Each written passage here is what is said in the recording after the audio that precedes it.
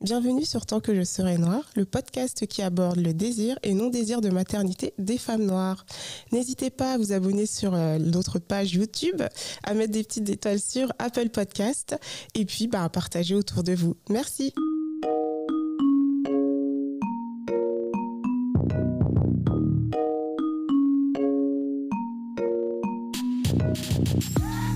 Hello et bienvenue sur Tant que je serai noire. Aujourd'hui, je reçois une invitée avec qui j'ai beaucoup discuté et qu'on a même pu se voir avant d'être là aujourd'hui sur le canapé rose de Tant que je serai noire. Comment tu vas, Dani? Ça va très bien. Et toi? Ouais, ça va. Il fait beau, du coup ça va. Je suis heureuse et en vacances, donc ça va. Tout va bien alors. Alors, est-ce que tu veux te présenter aux auditrices et auditeurs? Ok. Alors, je m'appelle Danielle, j'ai 35 ans. Je suis une femme, maman de 3 filles qui ont bientôt 12 ans, 4 ans et 2 ans et demi. Je suis doula et je vis en banlieue parisienne. Génial. Je pense qu'on va beaucoup parler du coup de ton rôle de doula.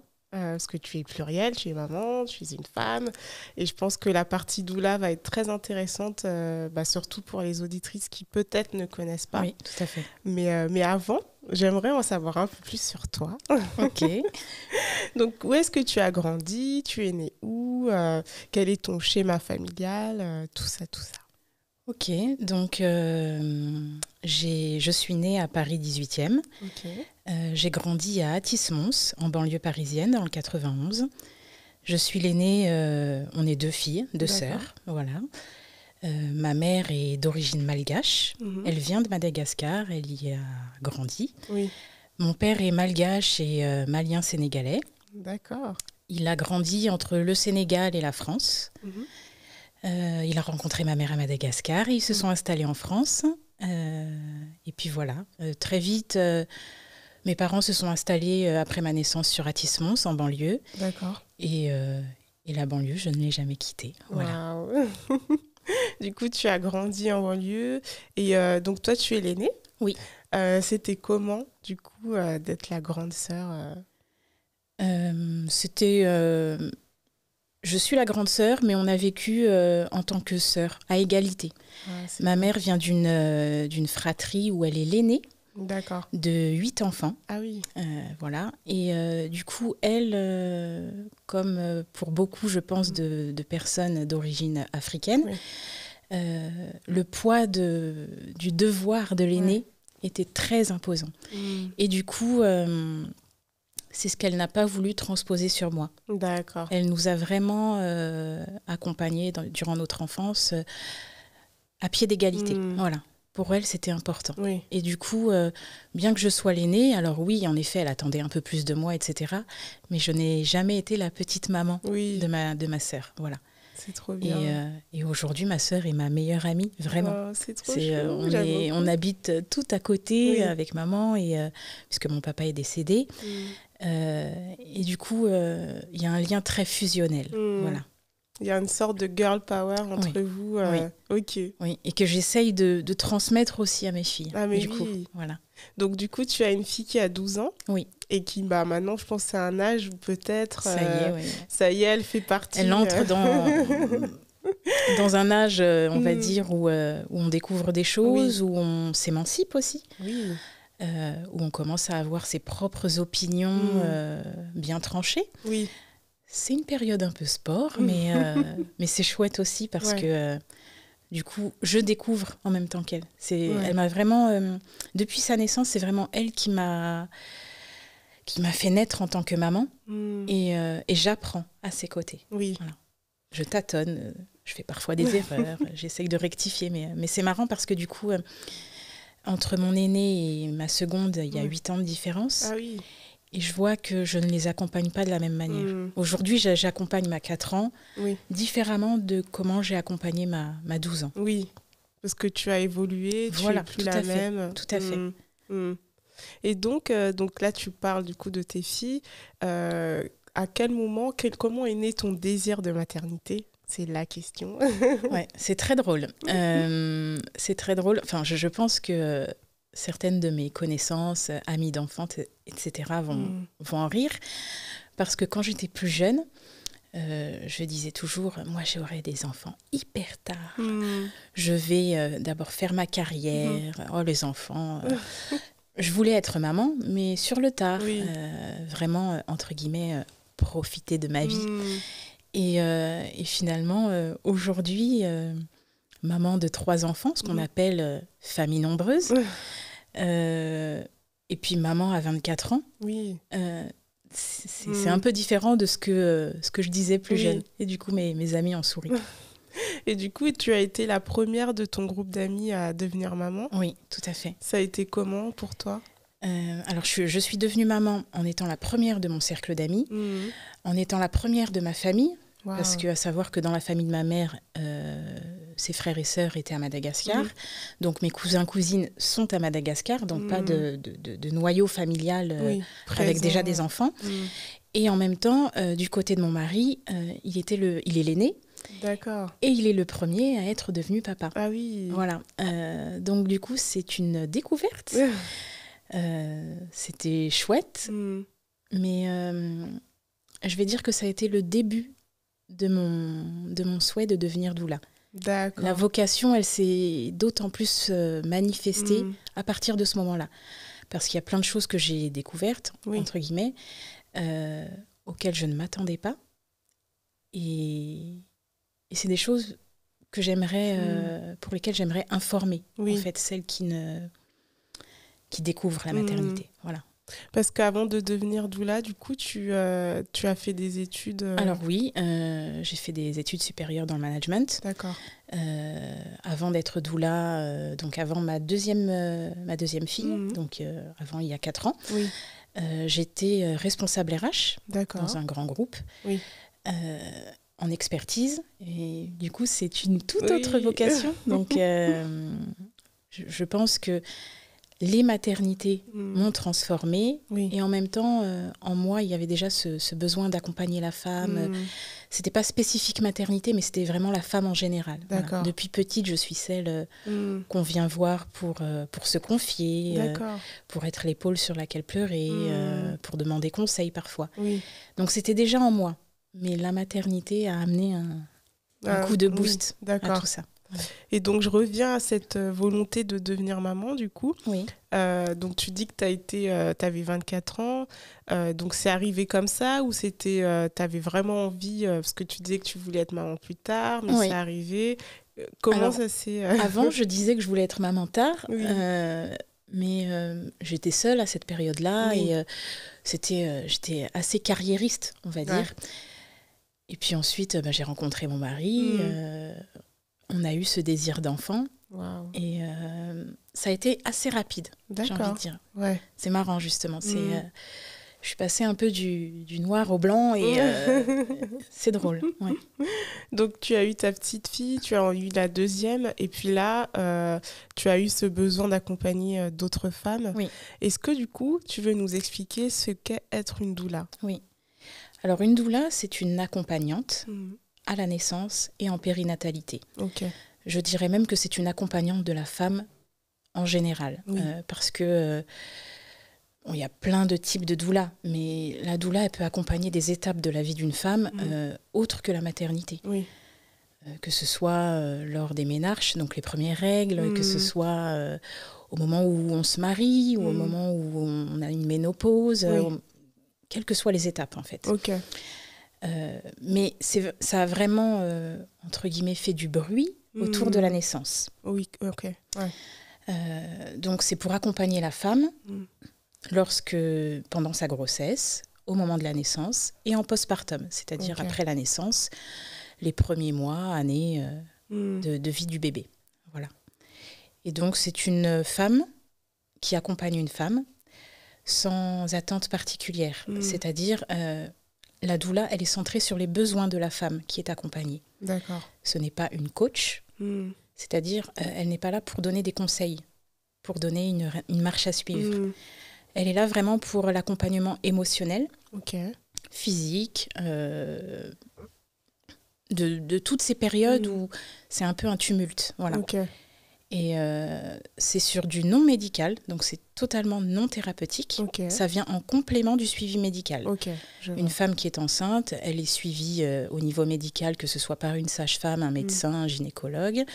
Mais pour tout ce qui est émotionnel, c'est un peu le vide. Oui, il y a plein de questions, il y a des doutes, il y a des moments de peur, il y a des moments où on se demande mais que dois-je faire, à quoi ai-je accès, à quoi ai-je droit. Et du coup, la doula, elle est là pour répondre à toutes ces attentes-là. D'accord. Elle est là pour apporter également une écoute sans jugement. C'est-à-dire, moi je pars du principe qu'il existe autant de modèles de mères que de femmes sur Terre. C'est beau. Et du coup, être centré sur les besoins de la personne, de la femme et de la famille qu'on accompagne, c'est vraiment leur permettre de vivre plus sereinement la maternité, la parentalité. C'est vraiment leur apporter du soutien dans les choix qu'ils vont faire. Mais pour faire des choix, il faut être éclairé, informé. Et aujourd'hui, c'est ce qui manque à bien des parents. Exactement. Voilà. C'est hyper important, je pense, de rappeler ce qu'est une doula, surtout dans ce contexte où là, on sort du Covid. Ça a été une période très compliquée. Est-ce que du coup, comment ça s'est passé avec tes clientes t'as pu les accompagner ou pas? Alors, ça a été de l'accompagnement surtout émotionnel et à distance. D'accord. Ça a été du virtuel. C'est vrai que la période de Covid a été très compliquée. Ça a remis un peu en suspens tous les accompagnements physiques, toutes les visites aux familles. Et du coup, en tant que doula, on apportait surtout de l'écoute et du réconfort à des mamans qui étaient dans le doute. Des mamans qui ont dû parfois accoucher sans leur compagnon.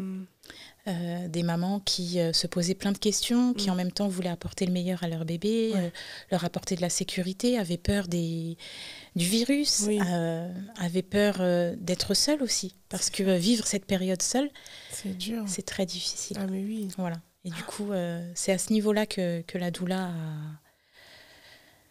est intervenue. Oui. Parce que nous, on s'était vus du coup avant le Covid. Oui, tout à fait. Et c'est vrai qu'on parlait de problématiques qui sont encore là, malheureusement.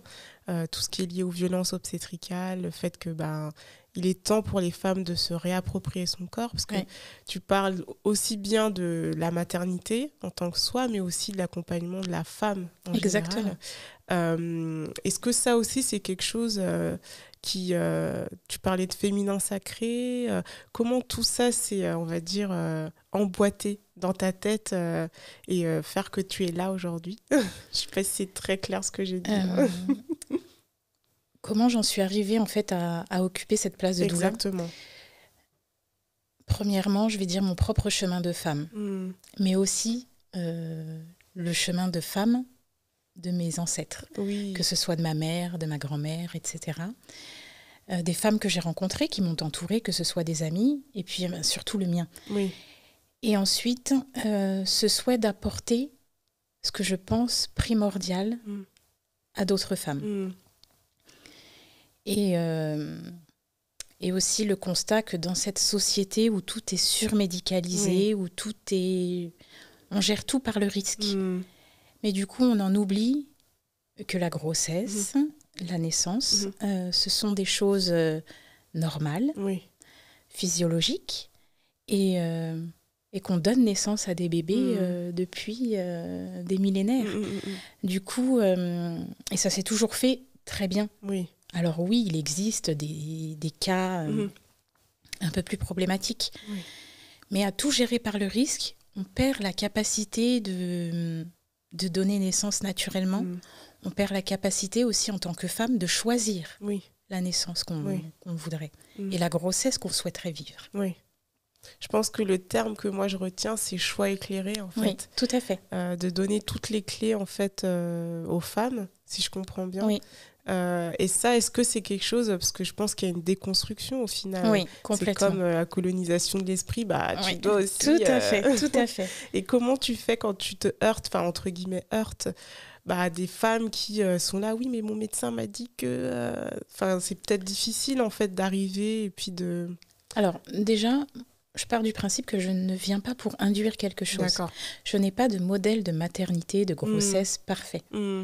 C'est-à-dire, je ne transpose pas ce que moi j'ai vécu ou ce que je vis dans ma maternité sur d'autres femmes. chacune suit son propre chemin. Ça, c'est vraiment très important. Ouais. Ce n'est pas parce que j'ai donné naissance de telle manière ou parce que j'allaite encore que je dois amener une femme que j'accompagne à allaiter longtemps, etc. Non.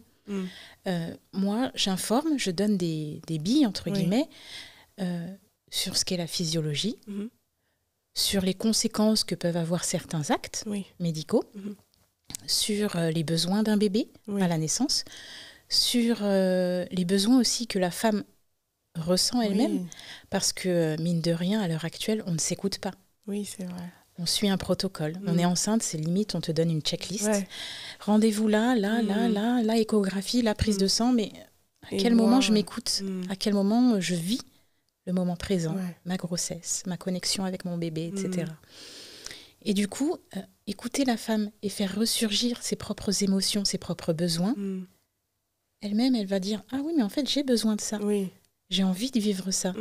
Ah, je ne suis pas à l'aise avec ça. » Lui permettre de le vivre, de l'exprimer, c'est déjà cheminer. Exactement. Et du coup, je n'induis pas. Vraiment, je donne les informations et la femme ou le couple fait ses propres choix de manière éclairée, du coup.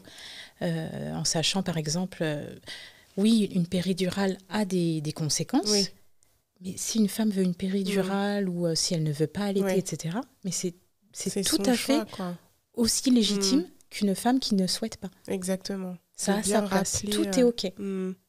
Qu'il n'y a pas un modèle Exactement. parfait à suivre. Tout à fait. OK. Mais donner des informations. Parce que souvent, aujourd'hui, les femmes vivent, surtout au moment de la naissance, elles vivent leur accouchement... C'est comme si elles n'étaient pas présentes. C'est comme si elles étaient spectatrices. C'est ça. On leur demande, vous faites ça. Elles participent, mais elles ne décident pas. Alors qu'une femme a le choix. Exactement. Et c'est quand même puissant. Enfin, je veux dire, donner naissance... Voilà, comme tu l'as très bien dit, c'est un truc qui se fait depuis... Depuis, j'ai envie de dire, le début de l'humanité. C'est ça. Y compris même chez les mammifères, etc. Ça se fait tout à fait naturellement. Et c'est en même temps rendre une puissance à la femme. Une femme qui décide, qui est informée, qui fait ses propres choix et qui le vit de manière sereine, elle est puissante.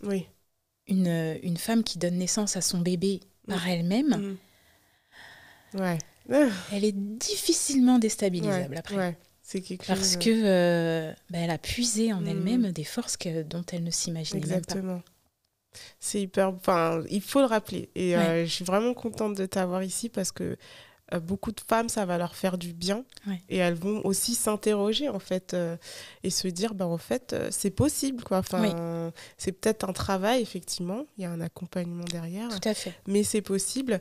Et moi, ça me fait penser, en fait, cette notion de choix libre et éclairé, on va dire versus tout ce qui est médicalisé, c'est un rapport en fait de Marlène Schiappa, qui du coup n'est plus dans ses fonctions de secrétaire d'État, mais qui à l'époque avait commandé un rapport au Haut Conseil obstétricales et gynécologiques. C'est ça. Donc je ne sais pas si on peut le glisser à l'écran.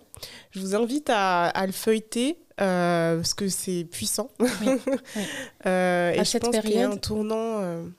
À cette période, il y a même eu un documentaire.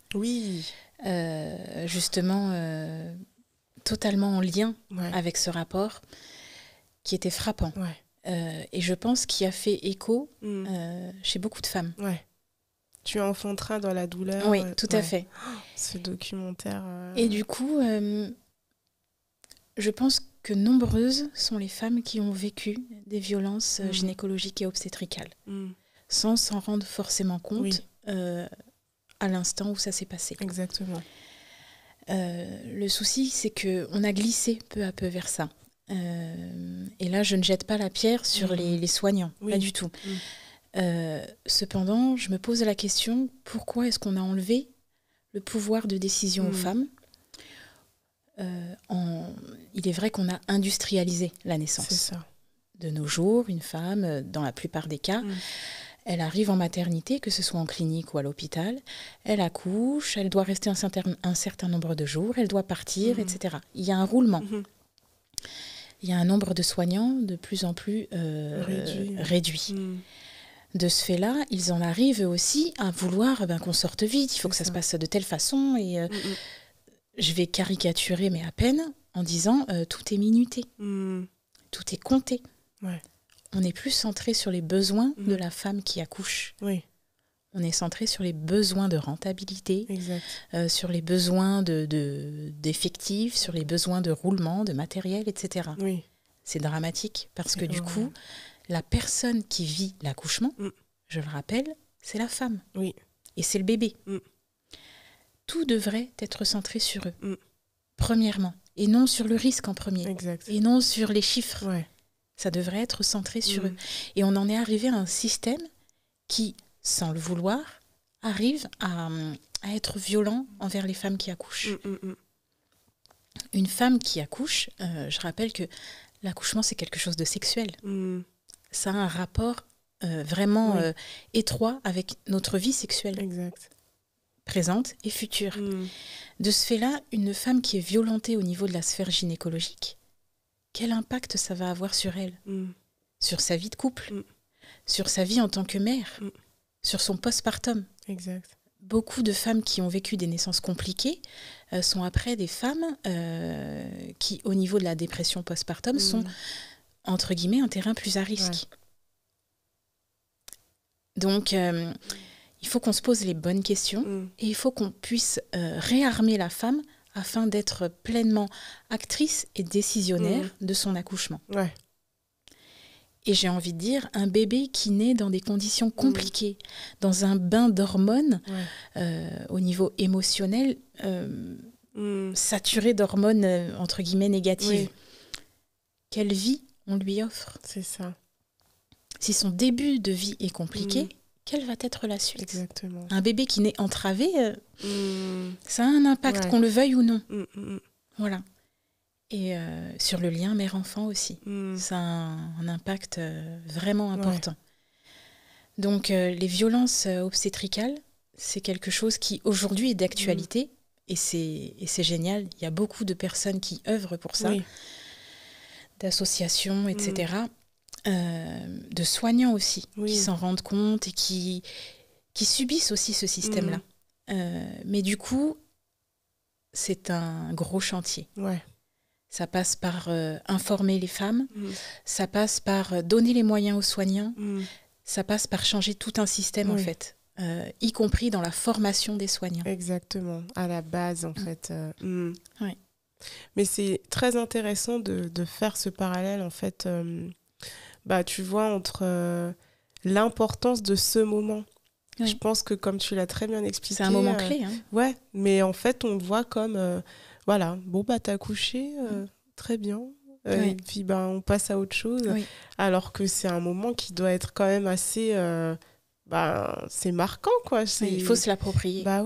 Et il faut faire une pause. Et je pense qu'on est dans un monde qui, même de manière générale, tout va vite. Tu vois, on l'a vu pendant le Covid, c'était compliqué de juste faire une pause. Les gens n'étaient pas habitués à ça. On n'est plus habitués. C'est ça. Et je pense que par rapport à la naissance, au fait de se recentrer sur soi, sa famille, et tu parlais aussi, j'avais beaucoup aimé quand on avait parlé, c'était qu'on donne beaucoup d'intention à l'enfant.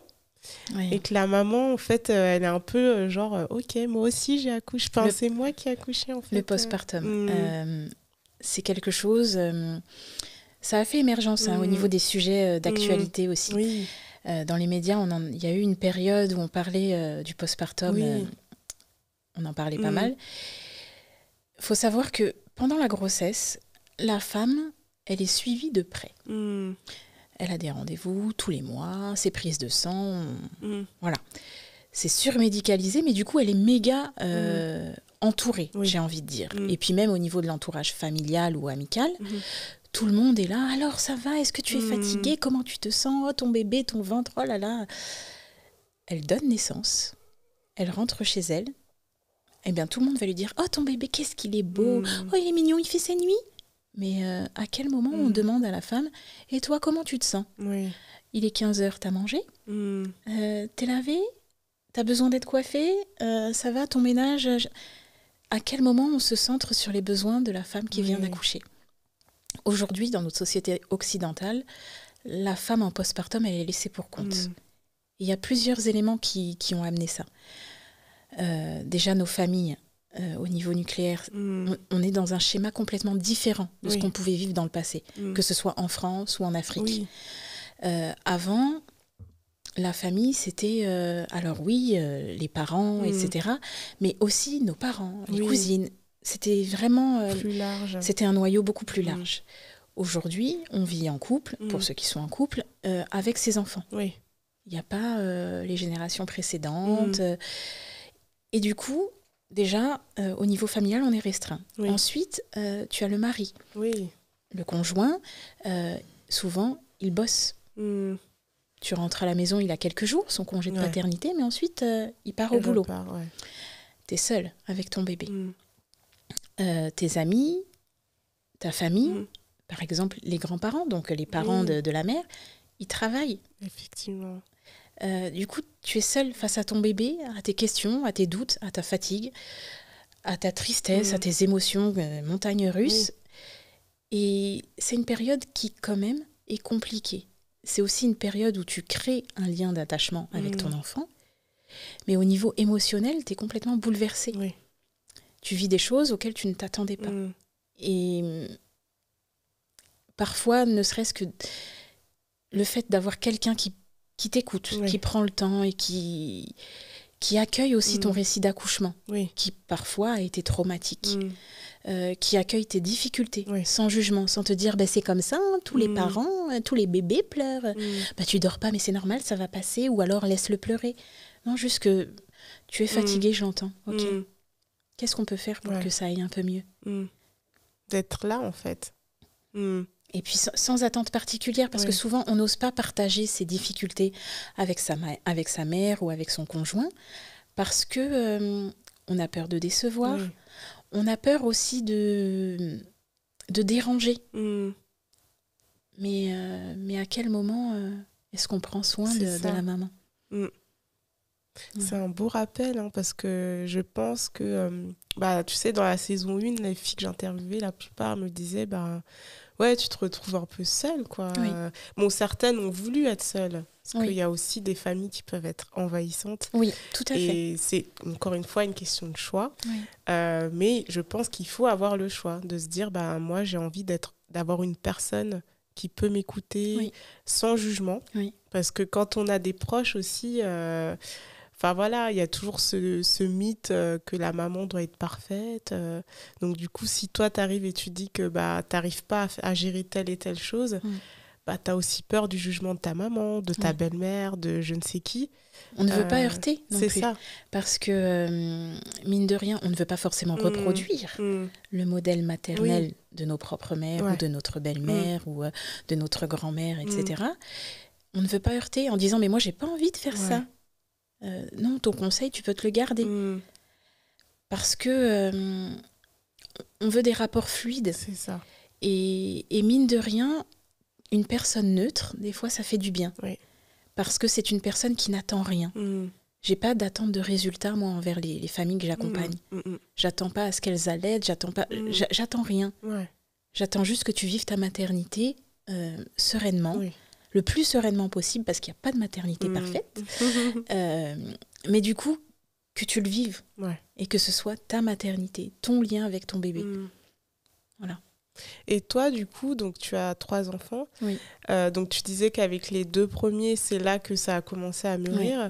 Et comment s'est passée donc ta 3e grossesse ? Est-ce que du coup, maintenant que tu avais plus d'éléments, que tu avais plus de possibilités d'avoir un choix éclairé, ça t'a aidé ? Oui. Tout à fait. Que ce soit au moment de la grossesse, de l'accouchement ou du postpartum. Je m'étais davantage préparée. D'accord. J'étais beaucoup plus informée. Et du coup, ça m'a permis de... Certaines choses que j'ai vécues n'étaient pas idylliques. Mais du coup, je savais pourquoi je faisais ce choix-là. Les conséquences que ça allait amener. Et j'étais capable de les gérer. Et en même temps, j'avais un rapport beaucoup beaucoup plus apaisée par rapport à ma grossesse. Parce que moi, j'ai vécu des grossesses. Pour moi, la grossesse n'est pas un moment... un moment idyllique, parfait. Certaines femmes vivent des grossesses où elles se sentent belles, où elles se sentent épanouies. Moi, la grossesse, je suis contente de porter mon bébé, etc. Mais c'est pas un moment super épanouissant. Je me sens pas au top de ma forme, je me sens pas forcément belle. Déjà, dire à des femmes que c'est OK de le vivre comme ça, c'est important. Parce que au moment où on est enceinte, tout le monde dit « Ah, t'as de la chance, t'es super, t'es belle, t'es épanouie. » Moi, je le vis pas comme ça. Moi, je me sens faible à ce moment-là. Et me dire c'est OK et accepter ce moment de vulnérabilité, c'est déjà un pas important, j'ai envie de dire. Et même dans la façon dont j'ai été suivie au niveau médical, j'ai fait des choix. Au niveau même de mes examens, les examens que j'ai dû subir, j'ai choisi. D'accord. Être informée, c'est important. Parce que au moment où vous arrivez chez le médecin et qu'on vous dit, bon, alors il faut faire ça, ça, ça, ça, ça. Mais moi, si j'ai pas envie de faire celui-là, quelle est la conséquence? On laisse pas le choix. On donne des ordonnances aujourd'hui. Alors, je critique pas, c'est très bien. La médecine a fait d'énormes progrès et a permis de sauver des vies. Mais j'ai le droit de choisir. Et il y a des examens médicaux qui n'ont pas forcément ce qu'il y a de plus opportun par rapport à ce que je vis. Ce que je vis, la grossesse, ce n'est pas un moment standardisé. On ne vit pas toute la même grossesse. Exact. On est toutes différentes. Que ce soit au niveau physique, que ce soit au niveau émotionnel, que ce soit au niveau matériel. On ne vit pas toute la même chose.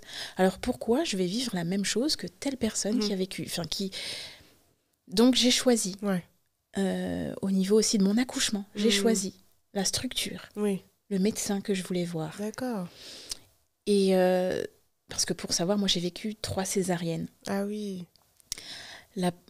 Avec, pour les 2 premières, des violences obstétricales et gynécologiques. Pour la 3e, j'ai été très attentive à ça. Et du coup, j'ai choisi qui me suivait, quels examens je voulais, comment je les voulais. Et c'est vrai que de A à Z, même si j'ai eu une césarienne, ce qu'on peut appeler un accouchement... pour moi, c'est un accouchement à part entière. Et c'est un accouchement. Voilà, exactement. Qui est meilleur que l'autre. Tout à fait. Mais certaines femmes vont le vivre de façon beaucoup plus difficile, comme j'ai pu le vivre pour mes 2 premiers. Mais du coup, en ayant choisi même dans mes césariennes, je l'ai vécu complètement différemment pour ma première où je l'ai subie. D'accord. Et ça, c'est mine de rien, je me suis réappropriée ma césarienne. La 3e, celle que je pense être la dernière. Mais du coup, c'était important de boucler ce processus-là. Donc, et j'en viens même à dire, même en cas de césarienne programmée, une doula, ça peut être utile. Exactement. Et d'ailleurs, ça me fait du coup rebondir sur cette image. Je ne sais pas si on peut la mettre, cette image qui rappelle la naissance même de la gynécologie. Oui.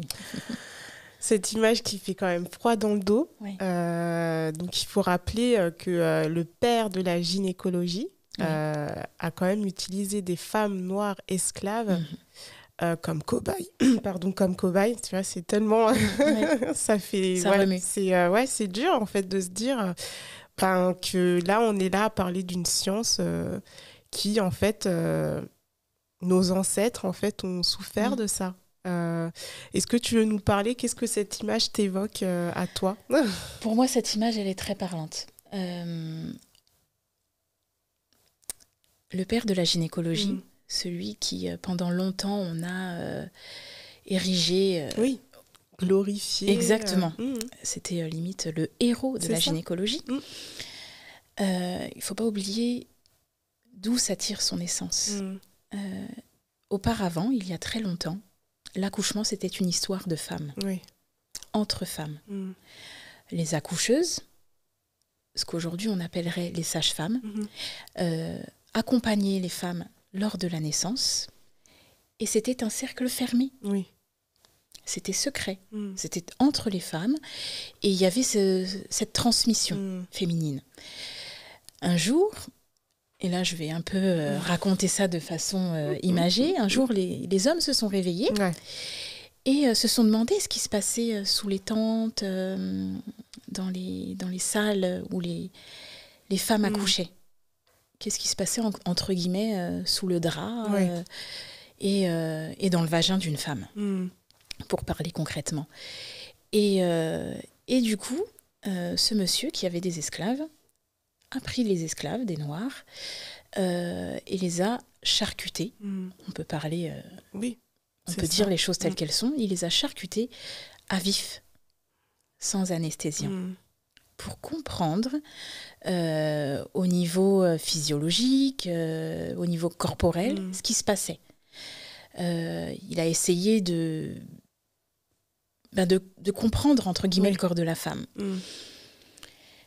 Voilà, parce qu'il y avait déjà un imaginaire, enfin dans l'imaginaire de l'homme, des esclavagistes à cette période, il y avait cette idée que les femmes noires étaient plus résistantes, qu'elles pouvaient endurer davantage, qu'elles souffraient moins. Oui, tout simplement. Et c'est marrant parce que, mine de rien, il y a des traces aujourd'hui de cette pensée-là. Et du coup, donc sans anesthésiant, voilà. Ça a été des séances de torture. Et puis ensuite, il a continué ses expériences de manière beaucoup moins violente sur des femmes blanches en les anesthésiant. C'est ça. C'est marrant. Et mine de rien, oui, ça a permis à la médecine de comprendre plein de choses au niveau gynécologique, etc. C'est OK. Mais ça s'est fait sur la souffrance, sur le sang de femmes noires. Exactement. Donc, c'est un système qui est complètement patriarcal, déjà, parce que c'est l'homme qui veut contrôler le corps, ce qui se passe dans le corps de la femme. Un processus qui était typiquement féminin. Il a voulu se l'approprier. Parce qu'il faut savoir une chose, c'est que au fil des années, la profession de sage-femme, les femmes qui aidaient les femmes à accoucher, ça a été mis un peu sur le banc. Exactement. On les traitait un peu de sorcières. Voilà, on les considérait comme des sorcières. Ça a été une époque où aussi au niveau religieux, les sorcières, c'était un peu la chasse. La chasse, Du coup, ça a été très compliqué pour les femmes ensuite. Ensuite, on en est venu à industrialiser la naissance, à demander à une femme de venir systématiquement dans les structures hospitalières pour accoucher. Et c'était à la chaîne. C'est ça. Tu viens accoucher, tu rentres, tu viens accoucher, tu rentres. C'était un moment où aussi, elle venait accoucher seule. C'est ça. Entourée de personnel médical. Il n'y avait plus toutes ses sœurs, exactement, mamans, toutes ces figures féminines qui accompagnaient et qui, mine de rien, faisaient aussi office d'empuissancement. Elles ont disparu peu à peu. Et la femme est devenue petit à petit spectatrice de son accouchement. Elle venait donner naissance, elle repartait avec son bébé. Le corps médical faisait ce qu'il y avait à faire. D'ailleurs, moi-même, je m'éduque en changeant mes tournures de phrases. Avant, je disais souvent, oui, c'est la sage-femme qui l'a accouché, ou c'est le médecin. Non, c'est une femme qui a accouché. Il t'a accompagné. Exactement. C'est important. C'est incroyable. C'est ancré en nous. C'est ancré en nous. Et j'ai envie de dire, en tant que femme, et en tant que femme noire, d'autant plus, on porte toutes ces meurtrissures dans nos utérus. Il y a eu une transmission. Et c'est important de le comprendre aussi. Aujourd'hui, on arrive et on laisse libre cours au bon vouloir du corps médical. C'est-à-dire, on nous dit ce qu'on a à faire, vous mettez là, vous écartez les jambes, pam, on va vous mettre une perfusion. Mais pourquoi, en fait? On ne questionne plus. Qu'est-ce que vous voulez? Comment ça va? Exactement. C'est OK, ça va servir à quoi? Est-ce que j'en ai réellement besoin? Est-ce que je pourrais l'éviter? Est-ce que je peux tenter d'abord comme ça? Est-ce que... On laisse plus le choix. Mais nous-mêmes, on ne questionne plus. D'autant plus dans la communauté noire, le médecin, il fait office de sachant. Exactement. Il est le sachant, il connaît mieux que toi. Donc, tu n'en discutes pas. C'est ça. Alors que si, justement, tu peux le remettre en question. Ça ne veut pas dire le refuser. Oui. Enfin, on n'est pas dans un refus de tout ce qui vient du médical. Ah non, absolument pas. Moi, je suis pour le médical aussi. Mais... Qu'il y ait un dialogue, quoi. Exactement. Qu'il y ait du choix. C'est ça, que ça ne soit pas fermé. Mais ouais, en tout cas, je voulais juste rappeler le nom du coup de ce gynéco. Oui. C'est James Marion Sims, pour celles qui veulent regarder un peu plus en détail. Voilà, c'est... Et comme tu l'as très bien expliqué, moi, je fais la boucle avec les femmes noires et la doula. Oui. Moi, ça m'inspire l'idée que... au final, dans nos cultures ancestrales, tu en parlais aussi, il y avait des doulas. C'est ça. Et ça ne s'appelait pas doula, exactement. Mais c'était une cousine, une tante, une grand-mère, la voisine, la dame du quartier, les sœurs qui encourageaient. Voilà. Exactement. Tout un cercle amical ou familial qui accompagnait la femme dans ces périodes-là, dans ces moments clés. Parce que tu vois, aujourd'hui, si moi je parle à ma mère de doula, elle va me dire « Oh, c'est quoi encore ce truc de blanc ?» Entre guillemets. Elle va me dire « C'est très occidental, moi j'ai mon gynéco, voilà. » Et comment expliquer du coup à un public qui est peut-être réticent, qui va se dire « Bah non, on nous a dit que c'était le médecin qui avait tout le savoir et du coup, moi je ne vais pas suivre les conseils d'une doula que je ne connais pas. » Comment expliquer justement qu'au final, c'est un retour en fait de situation, que tout est lié et qu'effectivement, on n'avait peut-être pas tort, tu vois, à l'époque. Bien sûr, il faut de la médicalisation, je ne dis pas qu'il faut arrêter. Tout à fait. Mais expliquer qu'il y a que ça peut être fait de main dans la main, en fait, cet accompagnement plus la médicalisation. Comment sensibiliser la communauté noire d'autant plus par rapport au rôle des doulas? Moi, je dirais qu'il faut se centrer sur soi-même. C'est une chose qu'aujourd'hui, en tant que femme noire, on ne fait pas souvent. Je vais en venir à une image que la femme noire a souvent. C'est l'image de femme forte. Elle peut tout endurer. Elle est là pour tout le monde. Elle souffre en silence, de préférence. C'est l'image qu'on a et dans laquelle souvent, mine de rien, on se sent enfermé. Aujourd'hui, la femme noire, souvent, elle est là pour tout le monde. Elle tait ses malheurs, ses maux, et elle endure. Et on la loue pour ça. Elle est forte. Mais j'ai le droit d'être faible aussi. Et j'ai le droit de vivre ce qui me traverse et de l'exprimer, sans qu'on ne veuille taire mes sentiments, mes douleurs, mes épreuves. Voilà. Et du coup, moi, j'inviterais la femme à se questionner. Je vis ça actuellement. Comment je le vis? Est-ce que je le vis bien? Est-ce que je suis en colère? Est-ce que je suis fatiguée? Est-ce que j'ai peur? Et de quoi j'aurais besoin pour le traverser? Mine de rien, on tait souvent nos problématiques et on pleure en cachette. Quand on nous appelle « ça va ?» Oui, ça va. C'est devenu une formule de routine. Salut, comment tu vas? Oui, ça va. Mais j'ai le droit d'aller mal. Ou j'ai le droit d'aller bien, mais aussi d'avoir peur. Et ça ne fait pas de moi quelqu'un d'illégitime, en fait.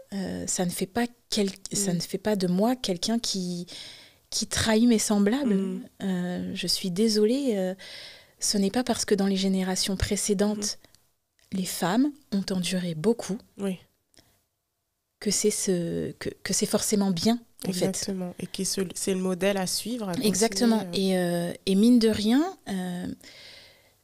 je sensibilise aussi par rapport au fait que le modèle familial n'est pas le même. Avant, dans les villages, un enfant, il n'est pas seulement accompagné au niveau éducation par ses parents. Le voisin avait son mot à dire aussi. C'était vraiment macro. C'était, on faisait partie d'un tout. Tu comprends? Et aujourd'hui, on est dans une société beaucoup plus individualiste, beaucoup plus tournée sur son propre foyer, voilà, sans tenir compte des réalités qui sont extérieures à notre noyau familial. Et du coup, on est souvent seul. Oui.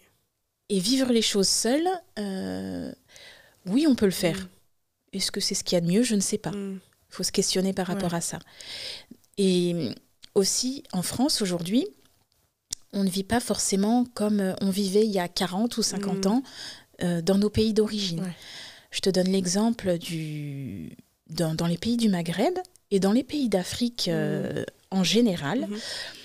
Dans le postpartum, une femme, elle est méga entourée.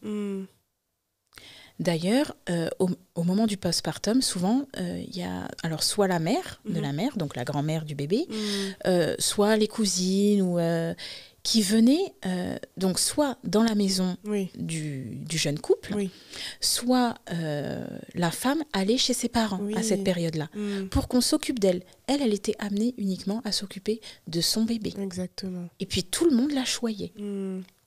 Aujourd'hui, tout le monde vit à des kilomètres l'un de l'autre. Ça. La maman, elle travaille, les grands-parents, enfin, c'est compliqué. Et du coup, être accompagné, c'est quand même quelque chose de non négligeable. Je trouve que ce n'est pas du luxe. Non. Alors oui, ça a un coût financier, ça c'est certain, et tout le monde ne peut pas se le permettre. Exactement. Il faut en être conscient aussi. Il faut le dire. Mais j'ai envie de dire, limite, ça devrait être remboursé aussi. Voilà, parce que c'est primordial. Parce que l'impact à long terme, comme tu le disais, pour le bébé, pour la maman, la relation qu'il va y avoir entre la mère et l'enfant. Tout à fait. Enfin, et c'est vrai que tu fais écho avec... moi, je voyais, quand j'étais plus jeune, des tantes ou même des grandes cousines qui accouchaient. À l'époque encore, elles allaient revivre de nouveau chez leur maman ou chez leurs parents. Et moi, je comprenais le rituel pas. Des 40 jours. Oui. 40 jours, normalement, oui. Elle retourne chez sa mère. Et je comprenais pas. J'étais petite et je me disais, mais c'est quoi ce truc? Et avec l'âge, j'ai compris. Et je trouve que ça se fait de moins en moins. Il y a certaines communautés, je sais que chez les Soninké, ça se fait encore beaucoup. Tout à fait. Après, je ne sais pas comment ça se passe pour les autres. Alors, pour l'exemple, à Madagascar, ça se fait encore. D'accord.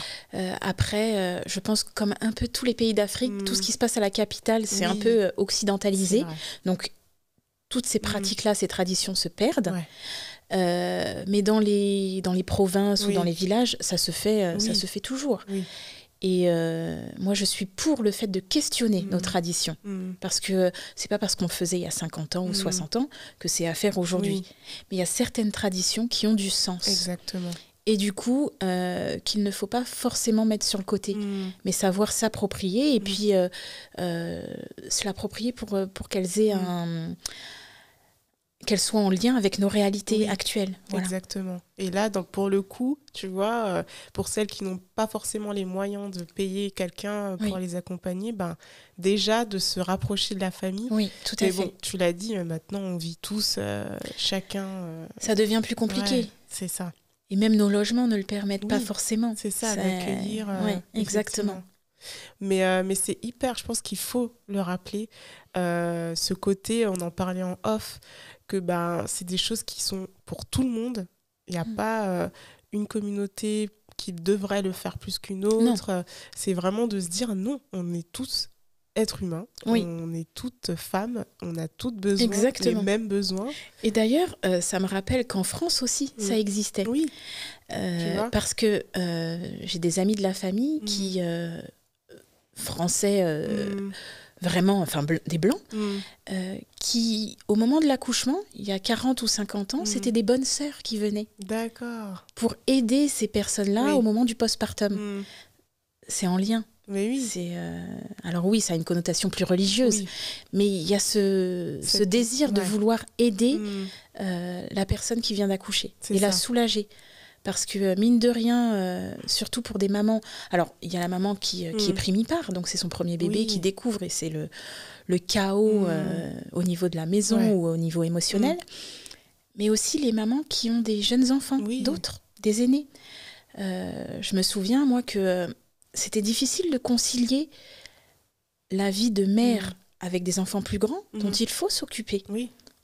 Et en même temps, la vie de nouvelle maman avec mon tout petit bébé qui demande, qui a des besoins H24. Oui. C'est pas simple. Et jongler comme ça. Exactement. Et avoir quelqu'un à ses côtés qui peut soulager un peu, ne serait-ce que quelques heures de temps en temps, ce n'est vraiment pas du luxe. Ah bah non, du tout. Et quel est ton conseil, du coup, aux femmes qui cherchent du temps pour elles? Parce qu'il y a aussi cette notion de temps pour soi. Parce que, toutes ces injonctions qui font que si tu prends pas du temps pour toi, si tu prends du temps pour toi, pardon, tu es une mauvaise mère. Que va-t-on faire de tes enfants et en ton absence, etc.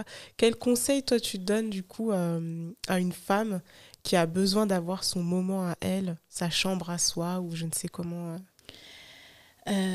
Déjà, je la questionnerais sur qu'est-ce que tu appelles du temps pour toi. Du temps pour moi, ce n'est pas forcément la même chose que du temps pour toi. Exact. Tu comprends?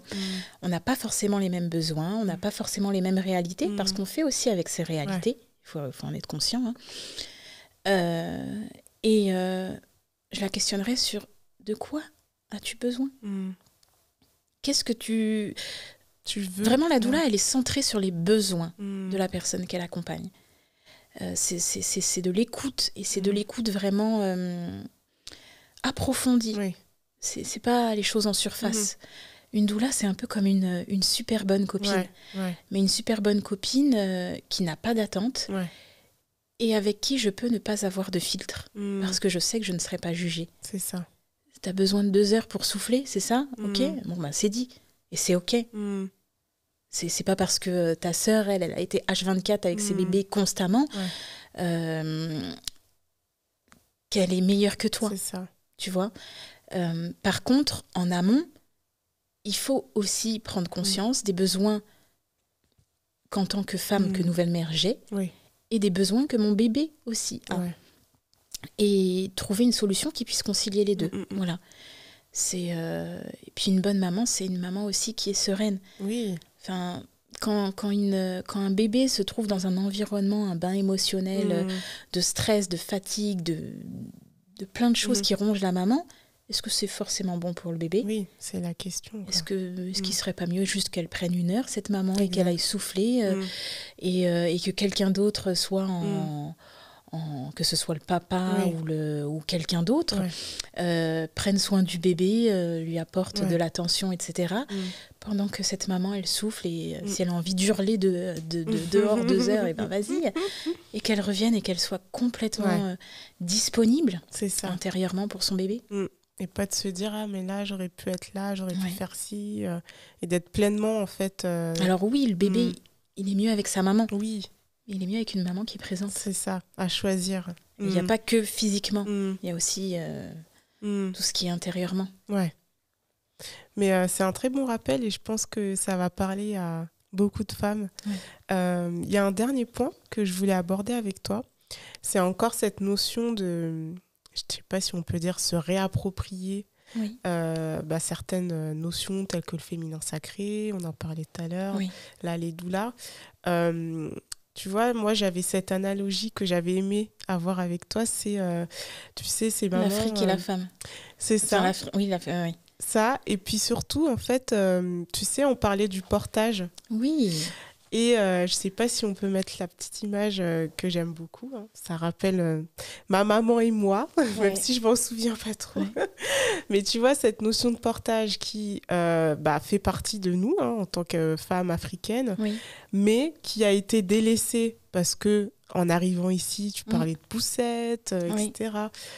Et aujourd'hui, on redit aux femmes que c'est bien de porter son enfant. En pareil, comment jouer avec cette gymnastique de il faut pas faire, il faut faire, il faut pas faire, il faut faire. Une femme qui est là, qui se dit moi je viens d'arriver en France, j'ai vu tout le monde avec des poussettes, donc j'ai laissé mon pagne en fait.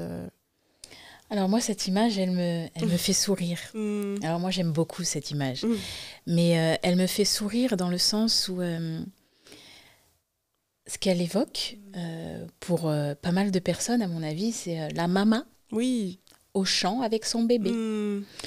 C'est l'image qu'on a de la femme africaine, ce qu'on appelle les blédardes. Et c'est une image parfois négative qu'on a. Mm. C'est une image qui nous a longtemps collée à la peau. C'est ça. Qui a été... c'est l'étiquette qu'ont portée nos mères en arrivant en France. Parce que nous, on est la génération... souvent, soit on est arrivé assez tôt en France, de manière générale, hein, parce qu'après, c'est différent pour chacun, mais soit on est arrivé tôt en France, soit on est né en France. Nos parents, c'est la vague d'immigration qui est arrivée à partir des années 80, voilà, et qui ont fait face à des réalités totalement différentes. Parfois à des réalités violentes, comme le racisme, comme l'exclusion aussi, dans le sens où quand on voyait nos mamans nous porter comme ça, on leur disait mais tu t'intègres pas, mais mets ton bébé dans une poussette, ou alors ton bébé il sait marcher, c'est bon, il a 2 ans, il sait pas marcher, parce que chez nous, porter son enfant, ce qu'aujourd'hui on appelle le maternage proximal, c'est très à la mode. Et c'est super, parce que je suis à 100% pour le maternage proximal. Mais ça me fait sourire aussi, parce que c'est ce que vivaient nos mères, nos grands-mères. C'est ce qu'elles pratiquaient au quotidien. Là, on voit une femme, elle est peut-être sur son lieu de travail avec son bébé. Et c'était normal. Et lorsque nos mères sont arrivées en France, on leur a dit « Non, là, tu vis comme une sauvage. Il faudrait que tu t'intègres. » Il y a des poussettes ici, on est un pays industrialisé, on est un pays développé quand même. Et du coup, c'est une génération qui s'est, entre guillemets, adaptée à un autre système, qui a voulu s'intégrer, qui a voulu se fondre dans la masse et passer pour développer, pour une... ne plus passer pour des sauvages, tout simplement. Et du coup, petit à petit, le maternage proximal a été délaissé.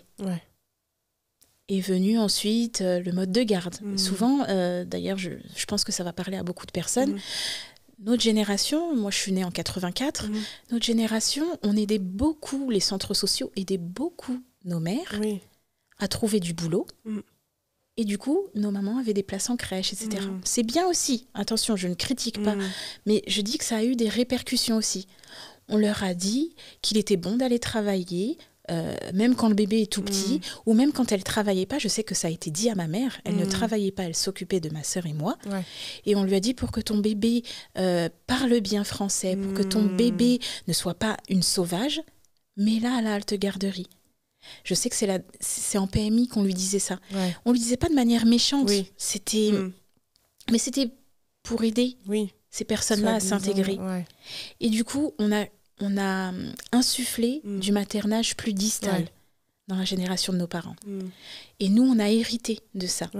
Aujourd'hui, d'autant plus en banlieue, parce que moi, je vis en banlieue et je le vis... Enfin, pour moi, c'est violent, ce contraste. En banlieue, souvent, les femmes de nos communautés, donc afrodescendantes, leurs bébés sont dans des poussettes.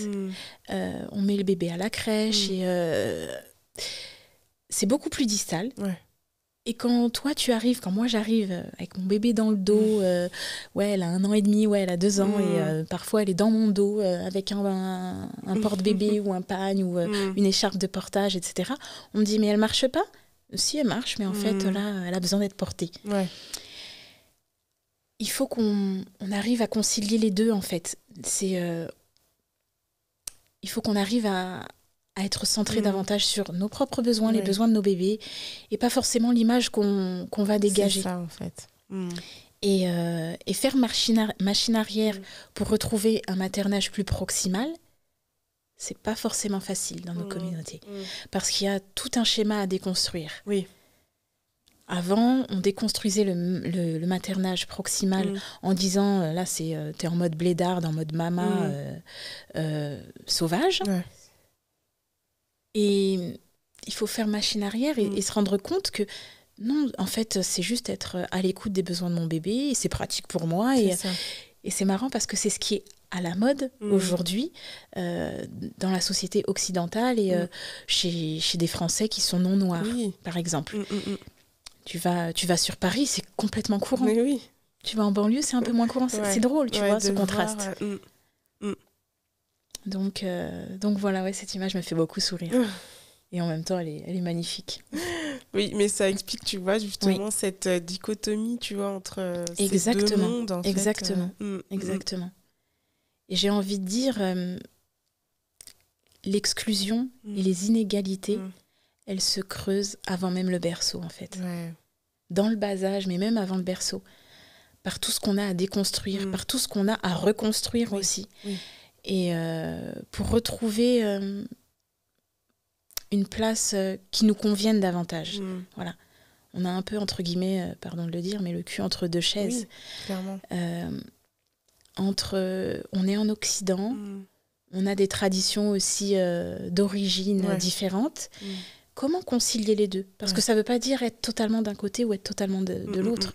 C'est comment est-ce qu'on arrive à concilier les deux, à se défaire de tout ce qui est image qu'on va dégager, de tout ce que les autres vont penser, et être pleinement vivant et pleinement présent à soi-même. C'est dur, hein. Ouais, c'est difficile. On ne s'en rend pas compte. Enfin, les gens, je pense, ne s'en rendent pas compte, mais c'est une charge, quoi. C'est de toujours devoir jongler entre « Ah, maintenant, tiens, ils vont penser ça, mais en fait, je m'en fous. » Enfin, tu vois, ce process qui est compliqué, hein, parce que nos parents l'ont vécu et inconsciemment, nous aussi. Ils nous l'ont transmis. Voilà. Et comment, en fait, je pense que c'est une très bonne question et peut-être que dans 10 ans, je te reverrai et peut-être que ça, je l'espère. J'espère que ça aura évolué. Ouais. Et aujourd'hui, moi, j'ai fait ce cheminement, j'ai 35 ans.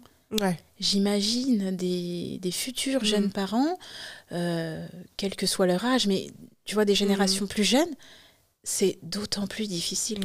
Ouais. Ce sera peut-être plus facile pour nos enfants. Clairement. Mais je l'espère. Oui. Mais ce n'est pas simple. C'est vraiment un travail de déconstruction et de reconstruction. Trouver sa propre identité et comprendre aussi tous les enjeux qu'il y a derrière.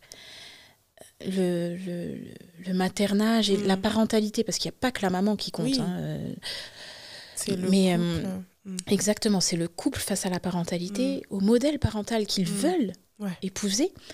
Il y a des enjeux, je dirais même que c'est politique, parce que on est en train de tisser la génération d'après. C'est ça. On est en train au travers de la naissance, des premières années, de la période primale, on est en train de transmettre des choses aux générations futures qui vont dessiner le monde de demain. Et on va parler de racisme, etc. Moi, je n'ai pas envie que mes filles vivent les choses que ma génération a vécues. J'ai pas envie qu'elles se trimballent nos casseroles dans 20 ans. C'est à nous de bosser pour. Voilà. Et ma dernière question, parce que tu parlais de schéma familial qu'on a à disposition aujourd'hui, quel serait ton conseil à une jeune femme qui s'interroge justement sur son désir de maternité ou parentalité, parce que au fur et à mesure je comprends que au final on peut être parent sans materner, sans être soi-même maman, avoir enfanté, etc. Oui, exactement, tout à fait. Donc toi, qu'est-ce que tu dirais justement à une jeune fille qui s'interroge et qui se dit mais en fait j'ai ma mère qui me dit ici qu'il faut que je devienne maman, mais moi j'ai pas envie? Premièrement, je dirais écoute-toi, tu seras la seule à porter le poids de tes choix. Exactement. On est seul face à ces choix. Et ça fait partie aussi de notre chemin de vie, de nos apprentissages. Parce que c'est vrai que dans la communauté noire, il y a une pression sur la femme d'autant plus que sur l'homme. Hein. C'est drôle ça. Sur la femme, c'est dès qu'elle se met en couple, qu'elle se marie, et les bébés, c'est pour quand? Et dès qu'elle a accouché du premier, et le second, c'est pour quand? Mais déjà, à un moment, on va remettre les choses dans leur contexte. Mon corps, mes choix, déjà. Et c'est moi qui, si je fais des enfants, vais les nourrir. Enfin, la responsabilité qui n'est pas moindre en tant que parent, elle sera sur mes épaules. Exact. Pas sur celle de... Même pas sur celle de nos parents. Ouais. Donc, déjà, il faut s'interroger sur qu'est-ce que je souhaite, qu'est-ce que je ressens déjà à l'heure actuelle. Parce que si on écoute la pression qu'on nous met, mine de rien, oui, on va satisfaire, on va donner sourire à nos parents, à nos grands-parents, etc. Mais notre génération, à un moment, nos parents vont partir parce que c'est le cours de la vie, le cours normal des choses. Être une mère, ce n'est pas seulement avoir enfanté.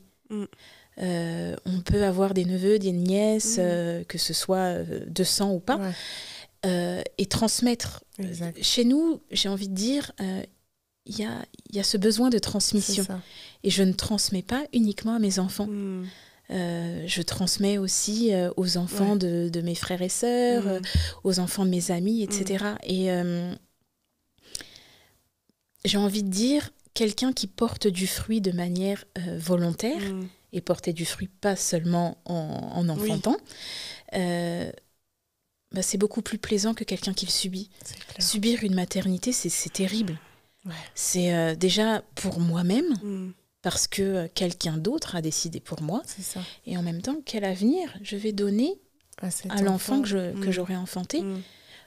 Quel rapport à lui-même il aura. Il n'était pas forcément voulu, on va lui en vouloir pendant, même intérieurement. Exactement. Et non, on est vraiment la génération, d'autant plus mon corps, mes choix.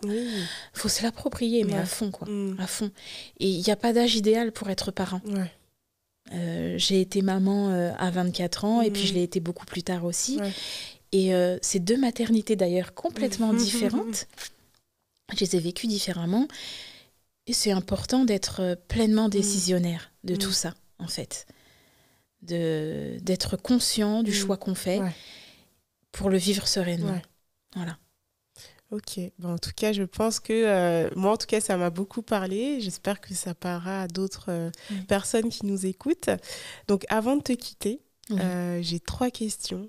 Les questions tant que je serai noire. La première étant de me citer une chanteuse afrodescendante que tu adores, tout simplement. Et un titre peut-être. En ce moment, à l'heure actuelle, j'aime bien Tracy Chapman. Pourquoi En fait, ça me ramène à mon enfance. Mes parents écoutaient souvent Tracy Chapman.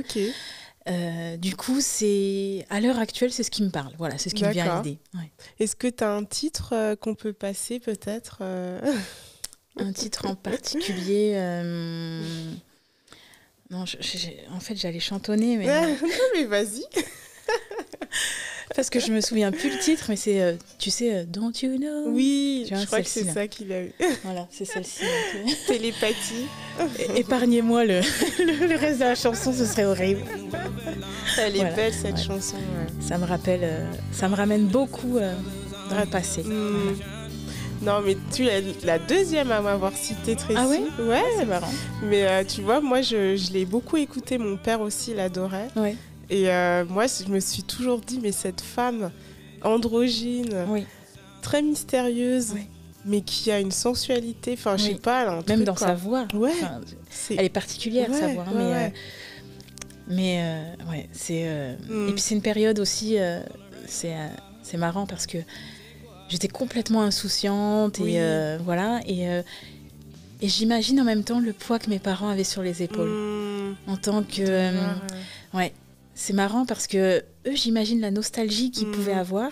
Et ça me rappelle la nostalgie que ma mère avait du pays. Et en même temps, nous, c'était nos meilleures années. Mais c'est vrai, tu vois, pour un parent de se dire, mes enfants sont là, ils vivent leur vie, je vais pas les retenir parce que moi, je suis nostalgique. Ça doit être compliqué à gérer. Mais très bon choix.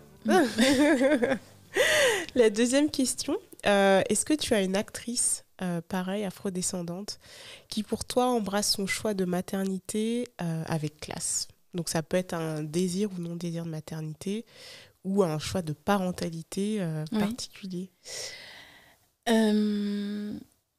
Là, aujourd'hui, tu vois, c'est marrant parce que ça évolue au fil du temps, je penserais à Oprah Winfrey. Ah, Pourquoi? Parce que elle n'est pas maman, oui. mais elle est maman d'une multitude. Ouais. C'est fou parce que elle a un impact dans la vie des femmes qui est dingue. Oui. Et tu vois, c'est totalement en lien avec le fait qu'on peut ne pas avoir enfanté et être et porter du fruit sur de nombreuses générations, je pense. Voilà. C'est beau. Moi aussi, j'aime beaucoup Oprah. C'est un très beau choix et je ne peux qu'approuver. Et dernière question, comment tu compléterais cette phrase « Tant que je serai noire » ? Tant que je serai noire, j'aurais beaucoup de choses à dire. Pourquoi ? Parce que mon histoire est riche et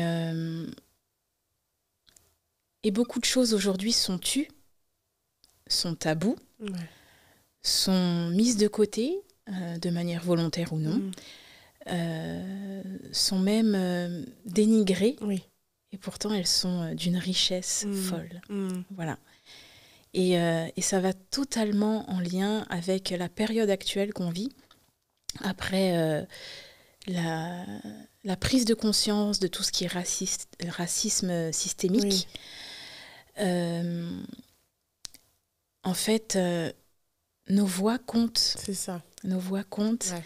Et j'ai envie de dire, ceux qui ne s'en rendront pas compte et qui ne saisiront pas l'opportunité rateront beaucoup. Exactement. Et c'est tant pis. Voilà. J'adore. Merci beaucoup, Dani. C'était vraiment chouette. Merci à beaucoup. toi. Vas-tu